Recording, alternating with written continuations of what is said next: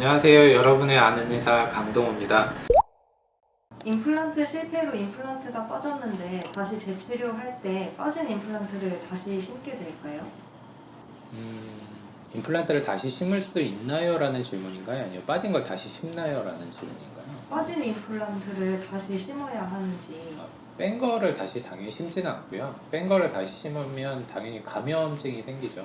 뺀 거는 이미 이제 페일 난 거기 때문에 그걸 다시 심지는 않고요. 이제 새 임플란트를 다시 심죠. 어떤 술자도 새 걸 심을 거예요. 왜냐면 그걸 다시 심으면 또 문제가 생길 가능성이 높은데 그 고생을 하면서 다시 그걸 할 이유가 없거든요. 그래서 뺀 거를 절대 다시 심지는 않고요. 그거는 뭐 의사의 양심과도 사실 상관이 없어요. 누구도 그렇게 하지 않을 거기 때문에 그렇게 보시고 다시 쓰지 않는다, 재사용하지 않는다 라는 거는 저는 대한민국 의사 중에 그런 사람은 없을 거예요. 바보 같은 행동이기 때문에 그러니까 뭐 윤리적 이런 게 아니라 그건 안 되는 거거든요. 다시 실패하기 때문에 그건 재사용하지 않을 거고요. 뭐 그 질문이 아니라 예를 들면 뭐 또 임플란트를 다시 하는 게 맞을까요? 아니면 다른 방법을 찾는 게 맞을까요? 라고 하는 질문이면 그거는 이제 뼈의 손상 상태에 따라서 좀 차이가 있을 것으로 보입니다. 만약에 비용 문제로 환자가 그냥 이거 다시 깨끗하게 씻어서 넣어주세요 라고 하면은 못하죠. 어... 네, 당연히 그래도 못합니다. 네, 차라리 환불을 해줄지언정 그렇게는 못하죠. 틀니를 처음으로 받아 꼈는데 헐렁해서 그냥 빠져버려요. 처음 단계라서 그런 건가요? 아니면 문제가 있는 걸까요? 설명드리기가 아주 복잡한 문제인데요. 이게 그냥 간략하게 말씀드리면 위에 틀리냐 아래 틀리냐에 따라서 좀 다른데요. 위에 틀니 같은 경우는 처음에 헐겁다가 시간이 지나면서 이제 압박되면서 유지력이 올라가는 경우가 있고요. 아래 틀니 같은 경우에는 그런 경우가 상대적으로 적기 때문에 아래 틀니는 처음에 딱 꼈을 때 헐겁다 한다면 좋아질 가능성이 저는 희박하다고 보고요. 위에 틀니는 보통 1, 2주 정도 사용하면서 유지력이 증가하는 경우도 있고, 이 헐겁다라는 게 그냥 틀니를 꼈다 뺐다 할 때 헐거운 것도 있고, 우리가 교합상 치아들을 위아래 틀니를 전체 틀니로 같이 하시는 분들은 씹으면서 헐거움을 느끼시는 분들도 있거든요. 근데 그냥 이렇게 뺐을 때는 유지력이 좋은데 씹을 때 헐거운 경우는 교합 조정을 통해서 해결을 하고요. 위아래 치아의 틀니를 이렇게 잘 교합 조정을 해서 식사할 때 빠지는 걸 줄이는 방식으로 이제 교합 조정으로 해결을 하고요. 그냥 내가 이렇게 뺐을 때도 사실 뭐 의사가 직접 빼는 경우라 내가 입술 제끼고 빼면 그냥 빠지거든요. 근데 입술을 오므린 상태에서 빼면 음압이 걸려서 잘 안 빠지는 경우도 있어서 이 헐거운 기준이 사실 되게 모호해서 설명드리기가 애매한 부분이 있습니다. 근데 전체 틀리겠죠. 당연히 이가 없는 경우에 헐렁해서 빠진다라는 건데 요즘엔 그냥 위에가 헐거운 경우보다는 아래가 헐거운 경우가 훨씬 많고 아래 틀니가 헐겁다고 하면 임플란트 식립을 무조건 권장을 해드려요. 아까 말씀드린 기다렸다고 해결되는 게 아니거든요. 그래서 틀니가 헐거울 때 치과 영역에서 처음으로 테스트하는 게 뭐냐면 그 틀니 안쪽에다가 이 우리 치아 본 뜨는 고무 임상제 같은 것들을 깔아가지고 입안에 이렇게 시적을 해봐요. 그리고 붙이죠. 그러면 그 상태가 가장 치아 잇몸에 최대 연장시켜서 최대하게 잘 만든 틀니라고 보시면 돼요. 그 상태에서 평가를 해봐 이게 잘 빠지는지.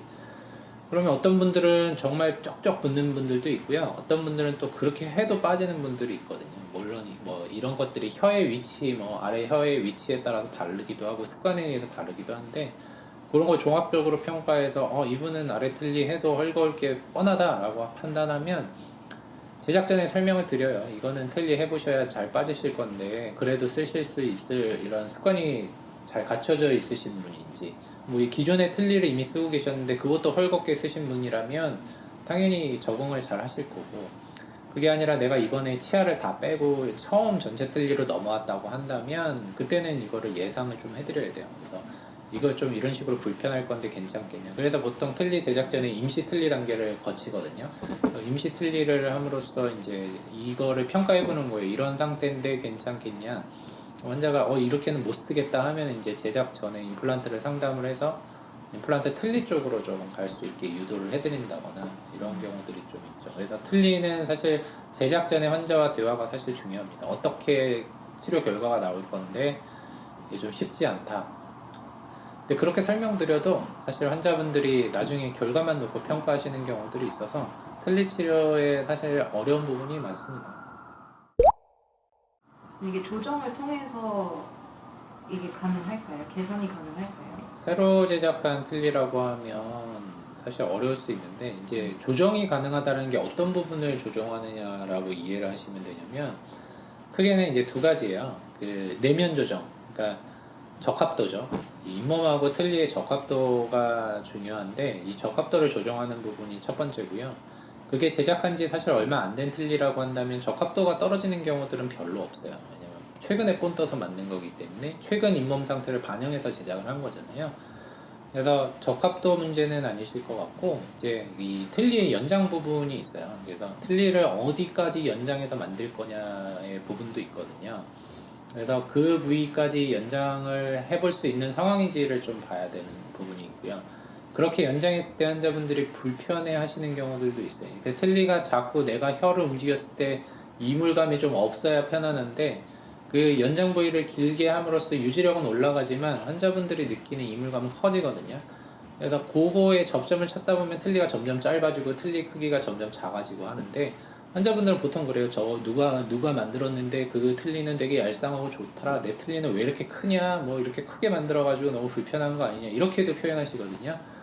그러니까 유지력은 이러한 적절한 길이의 틀니에 의해서 나오는데 이걸 요즘에는 임플란트 틀니라든지 뭐 임플란트 이런 게 너무 이렇게 많아지다 보니까 임플란트 틀니는 임플란트로 유지를 하기 때문에 틀니가 그렇게 아주 길 필요는 또 없는 경우도 많거든요. 그러니까 이제 또 얄쌍한 틀니도 보고 뭐 제대로 만들어진 틀니 제대로 안 만들어진 틀니인데도 길이가 짧은데 난 잘 쓰고 있는 분들이 나타나면 나는 이런데 나는 이런데 이렇게 비교하시게 되는데 이게 옷 입듯이 딱 틀니라는 게 어떤 형태에 맞춰서 기성품처럼 딱 나오는 게 아니고 사람들 얼굴 생김새 다르지 틀니 생김새 다 다르거든요. 근데 이 생김새가 누구는 어쩌고 누구는 어쩌고 뭐 이런 게 약간 얼굴 비교하듯이 쟤는 예쁜데 왜 난 못생겼어 하는 거랑 비슷한 거예요. 그래서 이게 상태에 따라서 어디까지 연장하고 어떤 크기로 만들고 뭐 어떤 높이를 만들고 어떤 분은 잇몸이 많이 없으니까 치아가 당연히 크게 나오고 어떤 분들은 잇몸이 좋으니까 치아가 짧게 나오고 이런 거거든요. 결론적으로는 일단 적합도나 이 길이 부분을 체크해서 수정을 해볼 수는 있지만 개인차가 심하기 때문에 대답에 대한 한계는 좀 있다. 그리고 이런 것들에 의해서 해결되는 경우가 아래 틀린 경우는 저는 경험상 별로 그렇게 많이 좋아지는 경우는 못 봤습니다.